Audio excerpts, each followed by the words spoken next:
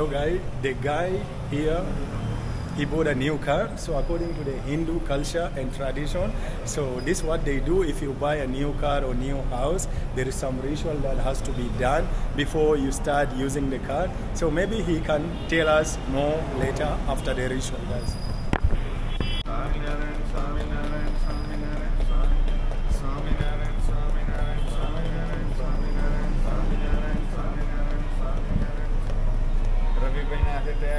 ગાડી કોઈ પ્રોબ્લેમ ના થાય, બધી રીતે સુખ શાંતિ થાય અને ખૂબ જે પણ તમારા ગંતવ્ય સ્થાનો હોય બધી જગ્યાએ સારામાં સારી રીતે પહોંચી શકે.